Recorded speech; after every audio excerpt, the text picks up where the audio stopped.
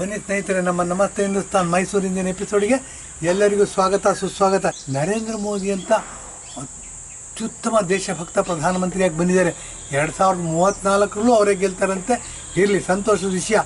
ಏನು ಅಂತಂದರೆ, ಇದೆಲ್ಲ ಮಾಡಿದಾಗ ಸತ್ಯ ಗೆಲ್ಲಬೇಕು ಅಂತಂದರೆ ನರೇಂದ್ರ ಮೋದಿಯವರು ಏನೇನು ಮಾಡಿದ್ದಾರೆ ಅಂತ ಹೇಳಬೇಕಾಗತ್ತೆ.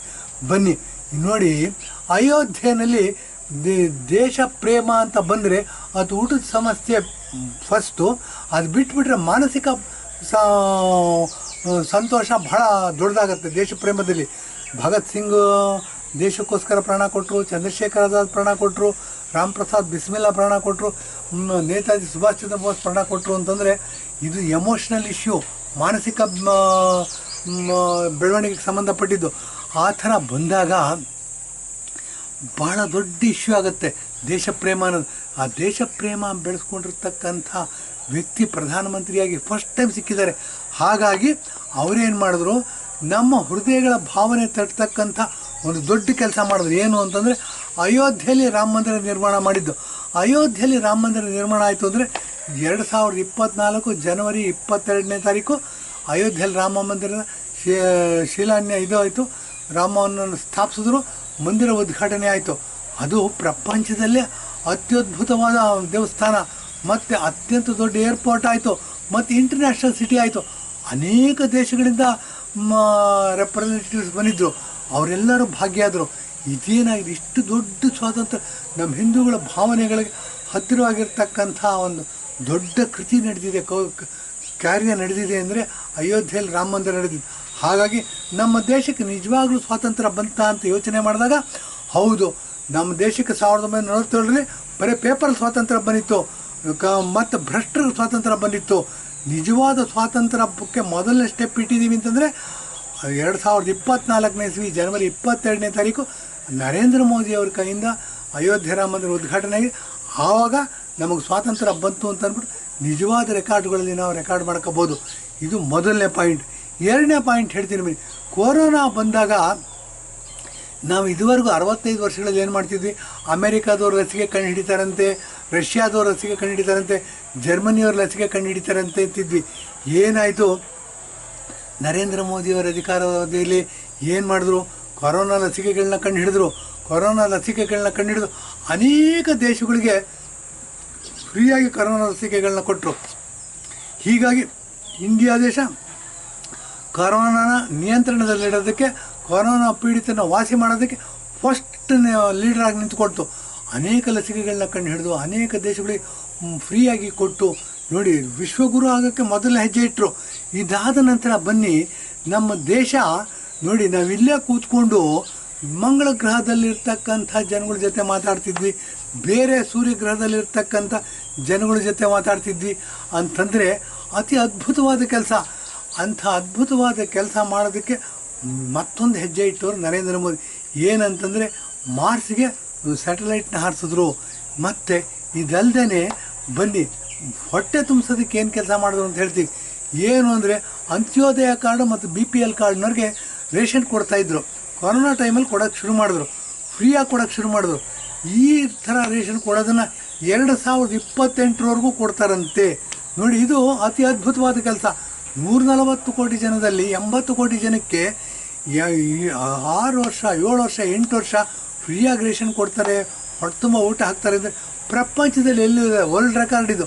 ಈ ಥರ ಇರ್ತಕ್ಕಂಥ ಇದನ್ನು ಒಂದು ಕಡೆ ಆದರೆ, ಕಾಂಗ್ರೆಸ್ನವ್ರು ನೋಡು, 69ನೇ ಇಸ್ವಿನಲ್ಲಿ ಗರೀಬ್ ಹಟಾವ ಅಂತಂದರು.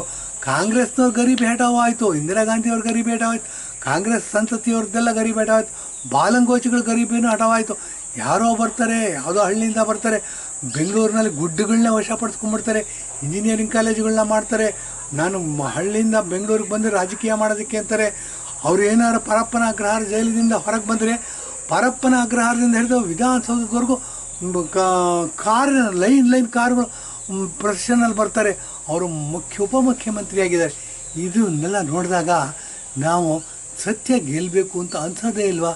ಸತ್ಯ ಗೆಲ್ಲಬೇಕು ಅಂತ ಅನ್ಸೋದೇ ಇಲ್ಲ ಅಂತಂದರೆ ನಾವೆಲ್ಲರೂ ದೇಶಪ್ರೇಮಿಗಳ, ದೇಶಭಕ್ತರ ಅನ್ನೋ ಪ್ರಶ್ನೆ ಉದ್ಭವ ಆಗುತ್ತೆ. ಇದೆಲ್ಲ ಪ್ರಶ್ನೆ ಉದ್ಭವ ಆಗೋಕ್ಕಿಂತ ಮುಂಚೆ ಬನ್ನಿ, 2024ನೇ ಇಸ್ವಿನಲ್ಲಿ ಎಲೆಕ್ಷನ್ ಬರ್ತಾಯಿದೆ. ಅತಿ ಪವರ್ಫುಲ್ ಆದ ಆಯುಧ ವೋಟ್ ಅನ್ನೋದು. ಈ ಬುಲೆಟ್ ಹೊಡಿತೀವಿ, 303 ರೈಫಲಿಂದ ಇರ್ಬೋದು, AK-47 ಇರ್ಬೋದು, ಅಥವಾ ಯಾವುದೋ ಬಾಂಬ್ ವಿಮಾನದಿಂದ ಬಾಂಬ್ ಹಾಕೋದಿರ್ಬೋದು. ಅದೆಲ್ಲದಕ್ಕಿಂತ ದೊಡ್ಡ ಬಾಂಬು ನಿಮ್ಮ ಕೈನಲ್ಲಿದೆ. ಅದನ್ನು ನಾಗರಿಕತೆ ಬಾಂಬು ಅಂತ ಕರಿತೀವಿ. ನಾಗರಿಕತೆ ಬಾಂಬು ಅಂತಂದರೆ ಸಿವಿಲೈಸೇಷನ್, ನಾಗರಿಕತೆ, ಹ್ಯುಮ್ಯಾನಿಟಿ ಉದ್ಧಾರ ಆಗೋದಕ್ಕೆ, ಹ್ಯುಮ್ಯಾನಿಟಿ ಬೆಳೆಯೋದಕ್ಕೆ ಪೂರಕವಾದಂಥ ಬಾಂಬ್ ಅಂತ ಹೇಳ್ಬೋದು. ವ್ಯವಸ್ಥೆನ ಸದೃಢ ಮಾಡ್ತಕ್ಕಂಥ ಬಾಂಬ್ ಅಂತ ಹೇಳ್ಬೋದು.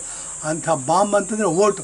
ಇಂಥ ಓಟನ್ನು ಸತ್ಯ ಗೆಲ್ಲೋದಕ್ಕೋಸ್ಕರ ಪ್ರಯೋಗ ಮಾಡೋದು ನಮ್ಗೆ ಸಿಕ್ಕಿರ್ತಕ್ಕಂಥ ಸುವರ್ಣಾವಕಾಶ. ಬನ್ನಿ, 2024 ಇಸ್ವಿನಲ್ಲಿ ನಾವು ಸತ್ಯನ ಗೆಲ್ಲಿಸಬೇಕಾಗಿದೆ. ಮತ್ತು ಏನೇನು ಮೋಸಗಳಾಯಿತು ನೋಡಿ. ಫ್ರೀಬಿಗಳನ್ನ ಕೊಟ್ವಿ. ಈ ಕರ್ನಾಟಕದಲ್ಲಿ ಸಿದ್ದರಾಮಯ್ಯ ಮತ್ತು DK ಶಿವಕುಮಾರ್ ಉಪಮುಖ್ಯಮಂತ್ರಿ ಆಗಿದ್ದಾರೆ. ಯಾರು ಹೆಂಗಸರಿಗೆ ಬಸ್ ಫ್ರೀ ಅಂತೆ, ಮತ್ತು ಗೃಹಲಕ್ಷ್ಮಿ ಅಂತ ಅಂದ್ಬಿಟ್ಟು 2,000 ಕೊಡ್ತಾರಂತೆ. ಅದಾದಮೇಲೆ ಎಲೆಕ್ಟ್ರಿಸಿಟಿ ಫ್ರೀ ಅಂತೆ, 200 ಯೂನಿಟ್ ಇದ್ದಾರೆ, ಯುವ ನಿಧಿ ಅಂತ ಕೊಡ್ತಾರಂತೆ. ಹೀಗೆ 4-5 ಭಾಗ್ಯಗಳನ್ನು ಮಾಡೋದು. 5 ಭಾಗ್ಯಗಳನ್ನು ಕೊಟ್ಟರು. 5 ಭಾಗ್ಯಗಳಲ್ಲಿ 2 ಭಾಗ್ಯನೂ ಕುಂಟ್ಕೊಂಡು ನಡೀತಾ ಇತ್ತು. ಅದು ಪೂರ್ತಿ ಮಾಡಿರಲಿಲ್ಲ. ಆಗಲೇ ನುಡಿದಂತೆ ನಡೆದಿದ್ದೇವೆ ಅಂತ ಅಂದ್ಬಿಟ್ಟು ಎಲ್ಲ ಬಸ್ಗಳ ಮೇಲೆ ಪ್ರಚಾರ ಮಾಡಿದ್ರು. ಯಾಕೆ ಬಸ್ಗಳ ಮೇಲೆ ಪ್ರಚಾರ ಮಾಡಿದ್ರು ಅಂದರೆ, ಕರ್ನಾಟಕದಲ್ಲಿ KSRT ಬಸ್ಗಳಿವೆ, ಕೆಂಪು ಬಸ್ಗಳು. ಅದು ಹಿಂದುಗಡೆಗೆ ಒಂದು ಕಡೆ ಸಿದ್ದರಾಮಯ್ಯನ ಫೋಟೋ, ಇನ್ನೊಂದು ಕಡೆ DK ಶಿವಕುಮಾರ್ ಫೋಟೋ. ನುಡಿದಂತೆ ನಡೆದಿದ್ದೇವೆ ಅಂತ 5 ಯೋಜನೆಗಳಲ್ಲಿ 2 ಯೋಜನೆ ಕುಂಟ್ಕೊಂಡು ನಡೀತಾ ಇದೆ. ಇಲ್ಲಿ ಏನಾಗಿದೆ ಅಂದರೆ, ಯೋಜನೆಗಳ ಬಗ್ಗೆನೂ ಮಾತಾಡಬೇಕಾಗತ್ತೆ. ಏನು ಅಂದರೆ, ಬಸ್ನ ಫ್ರೀ ಮಾಡಿದ್ದಾರೆ. ಎಲ್ಲೆಲ್ಲಿ ಶಾಲೆಗಳಿಗೆ ಬಸ್ನ ಕಳಿಸ್ಬೇಕಿತ್ತು ಅಲ್ಲೆಲ್ಲ ಕಳಿಸ್ತಿಲ್ವಂತೆ. ಮಕ್ಕಳು ಪ್ರೊಟೆಸ್ಟ್ ಮಾಡ್ತಾರೆ, ಬಸ್ಸು ಕಲ್ಲು ಹೊಡಿತಾ ಇದ್ದಾರೆ. ಇದು ನೋಡ್ತೀವಿ ನಾವು ಸೋಷಿಯಲ್ ಮೀಡಿಯಾದಲ್ಲಿ. ಏನು ಅಂದರೆ, 10 ಬಸ್ ಓಡಿಸೋ ಕಡೆಗೆ 5 ಬಸ್ ಓಡಿಸ್ತಿದ್ದಾರಂತೆ. ಮತ್ತು ರಸ್ತೆಗಳನ್ನ ನಿರ್ಮಾಣ ಮಾಡೋದಕ್ಕೆ ದುಡ್ಡು ಸಾಲದಾಗಿದೆಯಂತೆ. ಇದು ಹೀಗೆ ಮುಂದುವರೆದ್ಬಿಟ್ಟು ಇನ್ನೂ ಪ್ರೈಮರಿ ಸ್ಕೂಲ್ ಮೇಸ್ಟ್ರುಗಳು ಮಾತಾಡ್ತಾರೆ. ಏನು ಅಂದರೆ, ಅಂಗನವಾಡಿ ವರ್ಕರ್ಸ್ಗಳು ಮಾತಾಡ್ತಾರೆ. ಏನು ಅಂತಂದರೆ, ಈ ಲೋಕಸಭಾ ಎಲೆಕ್ಷನ್ ಮುಗಿದ್ಬಿಟ್ರೆ ಇವ್ರಿಗೆ ಸಂಬಳ 3 ತಿಂಗಳಿಗೊಂದ್ಸರಿ 6 ತಿಂಗಳಿಗೊಂದ್ಸರಿ ಬಿಲ್ ಆಗುತ್ತಂತೆ. ಅಲ್ಲಿವ್ರಿಗೆ ಏನು ತಿನ್ನಬೇಕು, ಇವರು ಮಣ್ಣು ತಿನ್ನಬೇಕಾ? ಈಗೇನೋ ಫ್ರೀ ಕೊಟ್ಬಿಟ್ರು, ಎಲ್ಲರಿಗೂ ಫ್ರೀ ಕೊಡಲಿಲ್ಲ. ಅದೇನೋ ಹಿಂಬಾಲಕರು ಮುಂಬಾಲಕರಿಗೆ ಸ್ವಲ್ಪ ಜನ ಸಿಕ್ಕಿಲ್ಲ ಅಂತ ಹೇಳಿದ್ರೆ ತಪ್ಪಾಗುತ್ತೆ, ಸಿಕ್ಕಿದೆ ಅಂತ ಹೇಳಿದ್ರೆ ತಪ್ಪಾಗುತ್ತೆ. 100 ಜನಕ್ಕೆ 10 ಜನಕ್ಕೆ ಕೊಟ್ಬಿಟ್ಟಿದ್ದಾರೆ. ಅವರು ಬೊಬ್ಬೆ ಹೊಡಿತಿದ್ದಾರೆ. ಅವರು ಎಲ್ಲರಿಗೂ ಕೊಟ್ಬಿಟ್ಟಿದ್ದೀವಿ ಅಂತ ಇವ್ರು ಹಿಂಬಾಲಕರು ಹೇಳೋದು. ಈ ಥರ ಮಾಡ್ತಾ ಮಾಡ್ತಾ ದೇಶನ ಸ್ಟ್ರಾಂಗಾಗಿ ಮಾಡೋಕ್ಕೆ ಸಾಧ್ಯನಾ? ಇಲ್ಲಿ ಬಸವಣ್ಣವ್ರ ಬಗ್ಗೆ ಮಾತಾಡಬೇಕಾಗತ್ತೆ. 12ನೇ ಶತಮಾನದಲ್ಲಿ ಕ್ರಾಂತಿಯೋಗಿ ಬಸವಣ್ಣ ಅಂತ ಹೇಳ್ತೀವಿ. ಬಸವಣ್ಣವರು ಕಾಯಕವೇ ಕೈಲಾಸ ಅಂತ ಹೇಳಿದ್ರು. ಮತ್ತು ಯಾರಿಗೆ ಕಷ್ಟಪಟ್ಟು ದುಡಿತಕ್ಕಂಥ ಅಭ್ಯಾಸ ಇದೆ ಅವ್ರಿಗೆ ಮಾತ್ರ ಸುಖ ಪಡ್ತಕ್ಕಂಥ ಅಧಿಕಾರ ಇದೆ ಅಂತ ಹೇಳಿದ್ರು. ಕೈ ಕೆಸರಾದರೆ ಬಾಯಿ ಮೊಸರು ಅಂತ ಸಾವಿರಾರು ವರ್ಷಗಳಿಂದ ಹೇಳ್ಕೊತಾ ಬಂದ್ವಿ. ಇವರೇನು ಮಾಡ್ತಾರೆ, ಎಲ್ಲಿ ಲಿಂಗಾಯತರಿದ್ದಾರೆ, ಎಲ್ಲಿ ವೀರಶೈವರಿದ್ದಾರೆ, ಅಲ್ಲಿ ಭಾಷಣ ಮಾಡ್ತಾ ಇವರು ಬಸವಣ್ಣವ್ರ ಬಗ್ಗೆ ಮಾತಾಡ್ತಾ ಏನು ಮಾಡ್ತಾರೆ ಇವರು, ಇಲ್ಲಿ ಫ್ರೀ ಕೊಟ್ಬಿಟ್ಟು ಎಲ್ಲರನ್ನ ಭಿಕ್ಷುಕರನ್ನ ಮಾಡಿಬಿಟ್ಟು ಇಡೀ ದೇಶನ ಇವರು ಸ್ಟ್ರಾಂಗ್ ಮಾಡೋಕ್ಕೆ ಸಾಧ್ಯನಾ? ಕರ್ನಾಟಕನ ಸ್ಟ್ರಾಂಗ್ ಮಾಡೋಕ್ಕೆ ಸಾಧ್ಯನಾ? ಭಿಕ್ಷುಕರಿಂದ ದೇಶ ಸ್ಟ್ರಾಂಗ್ ಆಗುತ್ತಾ? ಭಿಕ್ಷೆ ಪಡೆದವ್ರು ಏನು ಮಾಡ್ತಾರೆ, ಸೋಮಾರಿಗಳಾಗ್ತಾರೆ. ದೇಶ ಸ್ಟ್ರಾಂಗ್ ಆಗೋಲ್ಲ, ದೇಶ ವೀಕ್ ಆಗುತ್ತೆ. ನಾವು 140 ಕೋಟಿ ಜನ ಇದ್ದೀವಿ. ಪಾಕಿಸ್ತಾನದಲ್ಲಿ 20 ಕೋಟಿ ಜನ, 20 ಕೋಟಿ ಜನ ನಮ್ಮನ್ನು ಸೋಲಿಸ್ಬಿಡ್ಬೋದು ಇದೇ ಥರ ಭಿಕ್ಷೆ ಕೊಡ್ತಾಯಿದ್ರೆ. ಇದನ್ನು ಮನೆಗಾಳಬೇಕು. ನಾವು ಕಷ್ಟಪಟ್ಟು ಕೆಲಸ ಮಾಡಬೇಕು, ಕಷ್ಟಪಟ್ಟು ಕೆಲಸ ಮಾಡಿ, ಕಷ್ಟಪಟ್ಟು ದುಡಿಬೇಕು, ಕಷ್ಟಪಟ್ಟು ದೇಶ ಕಟ್ಟಬೇಕು ಅಂತ ಹೇಳಿ ಇದನ್ನು ಎಪಿಸೋಡ್ ಮುಗಿಸ್ತಾ ಇದ್ದೀನಿ. ಧನ್ಯವಾದ, ನಮಸ್ಕಾರ.